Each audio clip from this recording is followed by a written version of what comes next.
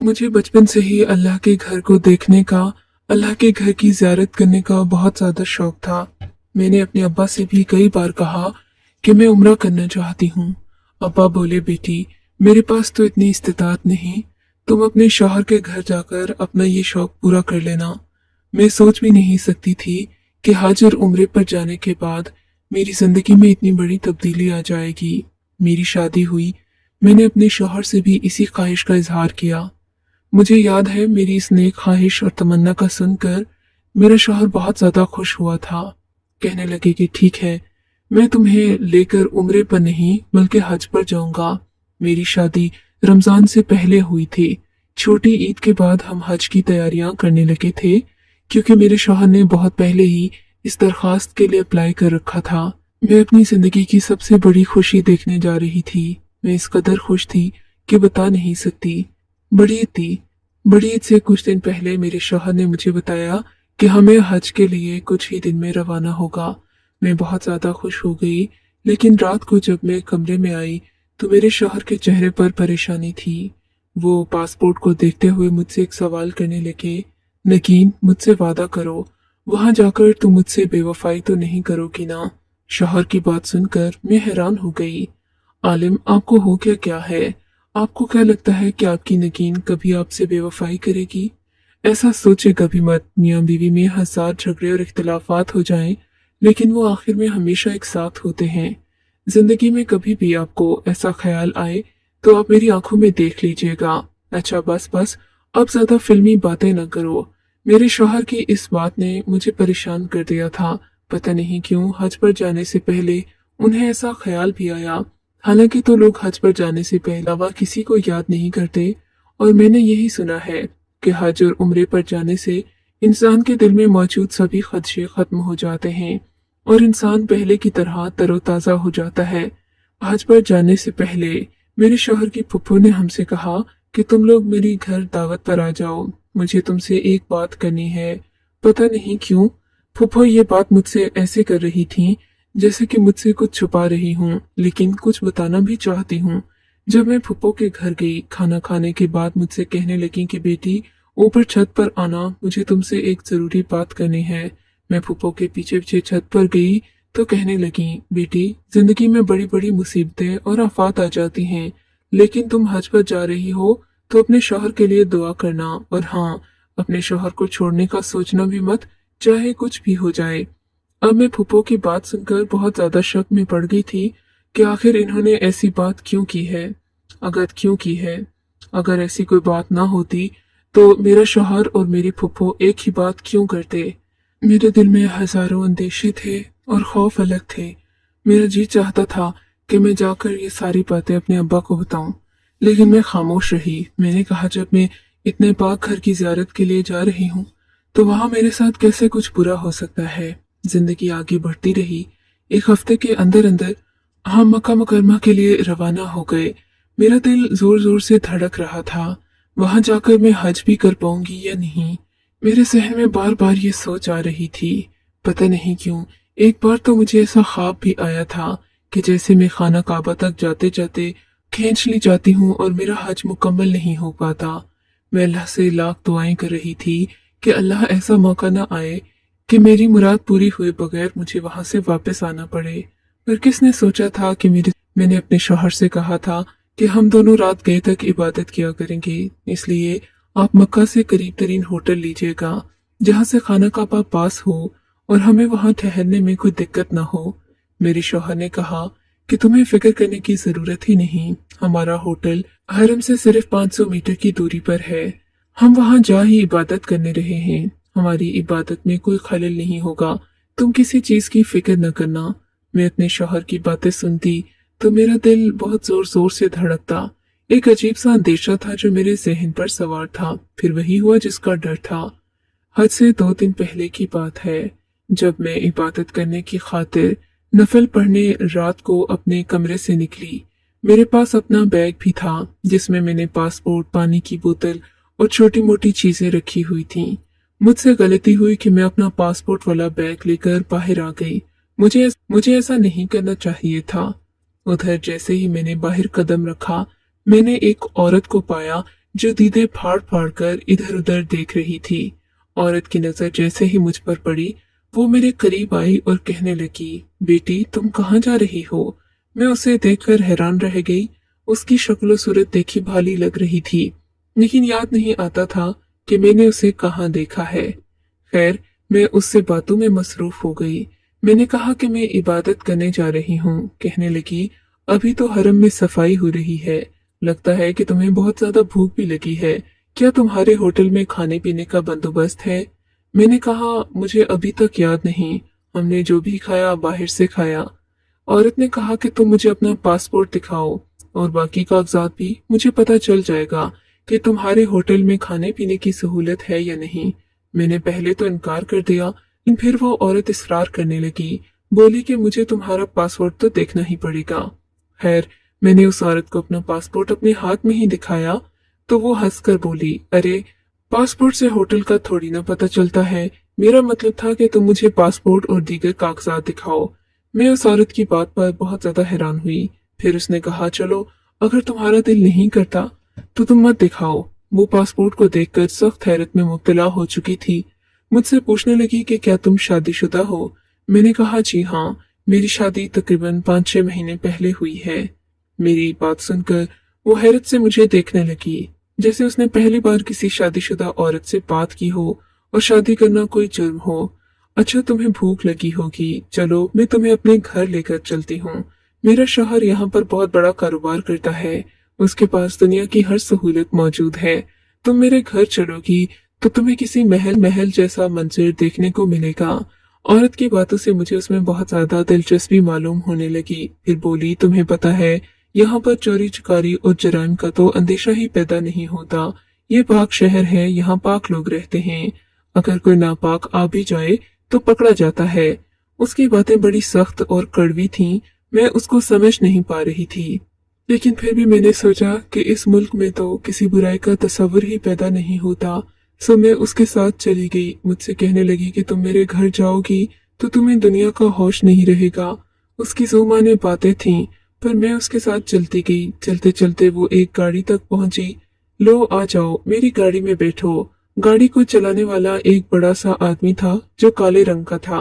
मैं ये देखकर मजीद हैरान थी कि ये औरत बाकायदा गाड़ी लेकर यहाँ आई थी। क्या इसका मकसद सिर्फ मुझसे बातचीत करना था? क्योंकि ऐसा भी हो सकता है कि अगर वो औरत मुझसे बात करना चाहती थी तो वो मुझे ही ढूंढते हुए यहाँ तक आई थी। मेरा दिल चाहा कि मैं गाड़ी का दरवाजा खोलकर यहाँ से वापस चली जाऊं, लेकिन उसके चेहरे की तरफ देखा तो मुझे यकीन आ गया, वो किसी तरीके से भी मुझे कोई बुरी औरत मालूम नहीं हो रही थी। मैं खामोशी से बैठी रही। गाड़ी 20 मिनट चलने के बाद एक जगह पर रुकी। बाहर एक बहुत बड़ा खूबसूरत बाग था और उसके अंदर एक सफेद रंग का घर, जो कि किसी महल से कम नहीं लगता था। और घर का डिजाइन वाकई में मुगलिया दौर के किसी महल के जैसा था। मैं वहां से उतरी। वो औरत मेरा हाथ पकड़कर मुझे अंदर ले आई। दरवाजे से अंदर दाखिल होते ही उसके चेहरे पर करख्तगी छा गई। अब तुम यहाँ आई हो तो मेरी मर्जी से ही जाओगी। उसने बड़े अजीब से लहजे में ये बात कही थी। जाहिर है मेहमान तो मेजबान की मर्जी से ही जाता है। ये कहता हुआ एक और आदमी उस घर से बाहर निकला। उस आदमी का कद बहुत लंबा था। वो बहुत ही ज्यादा जालिम इंसान लग रहा था, लेकिन उसका कद झुका हुआ था। वो आजिज मालूम होता था। उसने मुझसे बात की, कहा कि बेटी जाओ, जाकर कमरे में बैठो, आराम करो। अब तुम इस घर में आ गए हो तो इसे अपना ही समझो। मुझे ऐसा लगता था जैसे ये लोग मुझे बरसों से जानते हों। फिर वो औरत मुझे दूसरे कमरे में लेकर आई। मुझसे कहने लगी कि मुझे मालूम है तुम्हें प्यास लगी होगी, चलो फिलहाल अपने बैग से पानी निकाल कर पी लो, तब तक मैं तुम्हारे लिए शरबत बनाती हूँ। शरबत का कहकर वो कमरे से निकल गई। मैं अपना बैग ढूंढने लगी, लेकिन ये क्या, मेरा बैग तो कहीं पर था ही नहीं। मेरे कदमों तले से जमीन निकल गई। मेरा बैग मेरा वाहिद असासा था, क्योंकि उसी के अंदर मेरा पासपोर्ट, मेरे कागजात और शौहर से राब्ते के दीगर जराए थे। मैं अपने मोबाइल फोन के बारे में हमेशा बहुत ज्यादा मोहतात रहती थी, लेकिन उस वक्त मेरा मोबाइल फोन मेरे पास नहीं था। मैं अपने शौहर से राब्ता करने के काबिल भी नहीं रही थी। मैं दोबारा अपने बैग को ढूंढने लगी, पर मेरा बैग कहीं होता तो मुझे मिलता। मैंने बहुत कोशिश की, बिल आखिर में थक हार कर बैठ गई। इतने में वो औरत कमरे के अंदर दाखिल हुई। मैं उसे देखकर खड़ी हो गई। मेरा बैग नहीं मिल रहा। मुझे बहुत परेशानी हो रही है। मेरी बात सुनकर उसने किसी किस्म की तासुरात का इजहार नहीं किया, बल्कि मेरे सामने ही बैठ गई। क्या बात है? आपको कोई फर्क नहीं पड़ा? मेरा बैग, मेरा पासपोर्ट, सब कुछ गुम हो गया है। अरे बेटा, पहले ये शरबत तो पी लो, अपनी सांस बहाल कर लो, वरना तुम परेशानी में सब कुछ भूल जाओगी। रही बात तुम्हारे पासपोर्ट की, तुम्हारा बैग गाड़ी में पड़ा होगा। मैं थोड़ी देर बाद जाकर देखती हूँ। उस औरत की बात सुनकर मुझे सुकून महसूस हुआ। मेरे दिल को करार आया कि चलो, मेरा पासपोर्ट तो वापस मिल जाएगा। मैं खुद को कोस रही थी कि मैं यहाँ आई ही क्यों हूँ। आखिर मेरे यहाँ आने का मकसद क्या था? सिर्फ इसलिए कि उस औरत ने मुझसे चिकनी चपड़ी बातें की और मैं उसकी बातों में आ गई। या अल्लाह, मैं कितनी बेवकूफ हूँ। ये मैंने क्या कर दिया? मैं खामखा इस औरत के साथ चली आई। कम अज कम मुझे ये तो देखना चाहिए था। कि इस वक्त मेरा शौहर नहीं जागा हुआ, तो मैं उसकी गैर मौजूदगी में घर से बाहर क्यों जा रही हूँ। मैं ये बातें सोच ही रही थी कि उस औरत ने मुझे दोबारा वो शरबत पीने का कहा। मैं तो शरबत पीकर सो गई। मुझे ऐसा लगा जैसे मेरा जहन तारीकियों में डूबता जा रहा है। मेरी आंखों पर गुनूदगी छा रही थी। दिल में अजीब से वसवसे। फिर करते करते मेरी आंखें बंद हो गईं। मैं किसी और ही दुनिया में पहुंच गई। न जाने कितनी ही देर मैं ऐसे नींद की हालत में रही। जब मेरी आंख खुली तो मेरे आसपास कोई भी नहीं था। मेरी जब नजर सामने पड़ी तो घड़ी पर वक्त देखकर मैं परेशान हो गई। सुबह के 10 बज रहे थे और आसपास से रोशनी मेरे चेहरे पर पड़ रही थी। ये देखकर मुझे हैरत के अलावा परेशानी भी हुई थी कि मैं जिस घर में मौजूद थी, यहाँ मैं बिल्कुल अकेली थी। कोई भी मेरे आसपास नहीं था। मैं परेशान होने लगी कि ये औरत मुझे कहाँ लेकर आ गई और ये कि मेरा शौहर मेरे बारे में क्या सोच रहा होगा। मैं जल्दी से उठी। उठकर मैंने कमरे का दरवाजा खोलने की कोशिश की, मगर दरवाजा बाहर से बंद कर दिया गया था। मेरी आंखों में आंसू आ गए। परेशानी से दिल जोर जोर से धड़कने लगा। वो औरत ऐसी तो नहीं लगती थी कि मुझे कमरे के अंदर ही बंद कर दे। मैं दरवाजे को जोर जोर से पीटने लगी। तकरीबन 5 मिनट दरवाजा पीटने के बाद मैंने चीखना चिल्लाना भी शुरू कर दिया। तभी दरवाजे को आकर किसी ने जोर से खोला। मैंने देखा सामने वो औरत थी। औरत ने आकर मुझे सहारा देने की बजाय नहीं हो गई। क्यों पागलों की तरह दरवाजा बजाए जा रही हो? अगर मैंने बाहर से दरवाजा बंद किया है तो तुम्हें ये बात समझनी चाहिए कि मैंने तुम्हें कैद कर रखा है। आपने मुझे कैद कर रखा है, मगर वो क्यों? मैं फिर से रोने लगी थी। ज्यादा सवाल जवाब करने की जरूरत नहीं है। ये पाक शहर है, यहाँ जराइम नहीं होते। मैंने तुम्हें किसी मकसद से यहाँ बंद कर रखा है। मैं तुम्हारे शौहर से हिसाब कर लूंगी। फिलहाल तुम अंदर कमरे के अंदर बैठी रहो। वो औरत मुझे हिदायत देकर चली गई। मेरा दिल बहुत बुरे तरीके से धड़क भी रहा था। आंखों से आंसू बह रहे थे। मैं अपने शौहर को याद करने लगी। मेरा पासपोर्ट और बैग भी गुम हो गया था। जाहिर है, लगता है कि इसी औरत ने कहीं से उठा लिया होगा। फिर थोड़ी देर के बाद कमरे का दरवाजा खुला। मैंने खुदा का शुक्र अदा किया। मैंने उस औरत से कहा कि वो मुझे मेरे होटल तक छोड़ाए। कहने लगी कि बीबी, अगर तुम बाहर निकलोगी तो नुकसान तुम्हारा ही होगा। वो औरत ये कहते हुए बहुत शफाक लग रही थी। उसकी आंखों के गिर्द गहरे हल्के थे। मुझे ये बात करके उसने जैसे निढाल कर दिया था। आप ये कैसी बातें कर रही हैं? मैं बाहर जाना चाहती हूँ। क्या आप मुझे यहाँ इसलिए लेकर आई थी कि मुझे कैद कर सके? खुदा का खौफ करें, आप में जरा भी शर्म नहीं। मेरी बात सुनकर वो कहने लगी कि तुम्हारा पासपोर्ट और बैग वगैरह गुम हो गया है। मुझे उसी बात की परेशानी है। रहा सवाल तुम्हें यहाँ बंद करने का, तो वो मैंने इसलिए बंद किया कि अगर तुम बगैर पासपोर्ट के यहाँ से निकली तो तुम्हें यहाँ की पुलिस गिरफ्तार न कर ले। तुम्हें तो पता है ना यहाँ की पुलिस कितनी सख्त है। उस औरत की बात सुनकर मैं वक्ती तौर पर तो चुप हो गई। फिर मुझे शरबत का ख्याल आया। मैंने झट उससे पूछा, अगर आप मुझे यहाँ इसलिए लाई थी तो फिर आपने मुझे वो शरबत क्यों पिलाया? आप अच्छी तरह जानती हैं कि उस शरबत में कोई नशा आवर दवा मिली हुई थी। मैं जिसे पीते ही सो गई थी। जरूर इसमें आपकी कोई न कोई साजिश है। बेटा, खुदा का खौफ करो, अपने कानों को हाथ लगाओ और उस रब से माफी मांगो। तुम उसके सामने मुझ पर इल्जाम लगा रही हो। इतना सा सोचो बेटी कि मैं तुम्हें यहाँ नेकी की गर्ज से लेकर आई थी। अब तुम कह रही हो कि मैंने तुम्हें शरबत में नशा आवर दवा मिलाकर पिला दी। मैं ऐसा क्यों करूंगी बेटी? मुझे ऐसा करके मिलेगा क्या? तुम खुद सोचो, ना मैं तुम्हें जानती हूँ न तुम मुझे जानती हो।